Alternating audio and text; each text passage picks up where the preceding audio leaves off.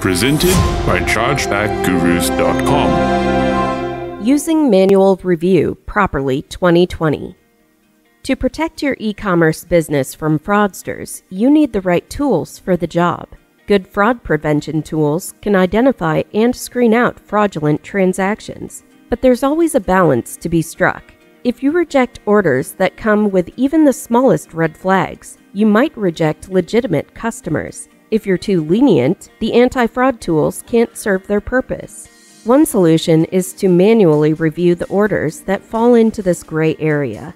Are manual review processes the best way for merchants to stop fraud and chargebacks while minimizing the risk of turning away real customers?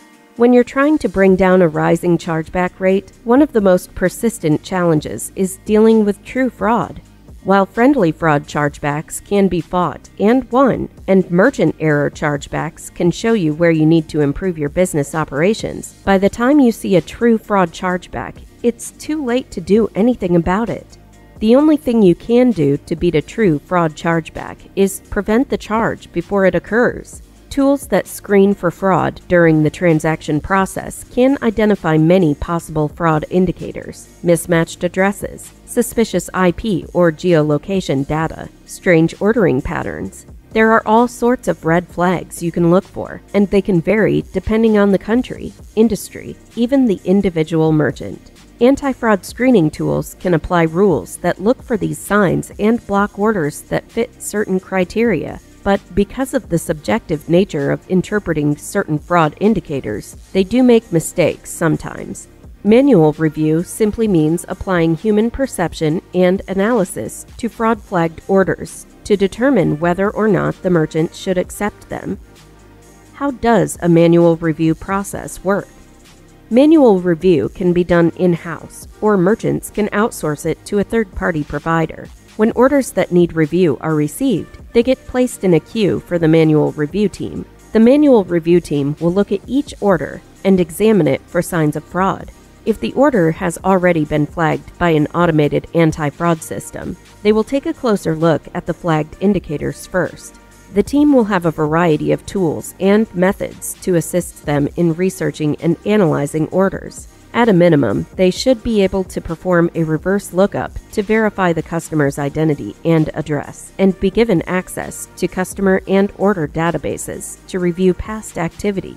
The team might also be tasked with authenticating orders by calling up the customer or their bank directly. Ultimately, it is up to the judgment of the manual review team to decide whether the order should be processed or declined. The merchant still gets the final say, but at this point, they should be able to feel assurance that every reasonable effort has been made to find out whether the order is fraudulent or not. What are the drawbacks of manual review? While manual review may be a better way to handle orders that skate on the edge of acceptability than simply placing blind trust in automated systems, it's far from foolproof and comes with a fairly high increase in overhead costs.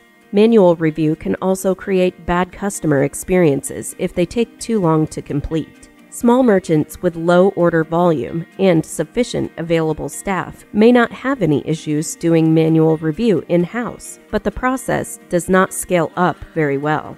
Large, high-volume merchants will likely find themselves looking at outsourcing solutions. Another issue with manual review, especially if it's done in-house, is that it relies on subjective human interpretations that can be just as error-prone as rigid rule sets. Each member of your manual review team will develop their own idiosyncratic ways of reading the data and their own personal thresholds for what crosses the line into fraud, and it will take time and experience to develop consistent, reliable judgment. Turnover on the manual review team means starting this process over, which lead to outcomes of varying quality. When outsourcing manual review, merchants will need to ask some questions up front in order to ensure that the service meets their expectations and delivers a positive ROI, such as how much time manual review will add to the purchase process, and who carries liability for fraud on transactions erroneously approved by the reviewers. How should I utilize manual review? Rarely would it make sense for merchants to subject all their orders to manual review. The best application for manual review is to handle the orders that carry some signs of fraud, but not enough that you feel comfortable rejecting them outright.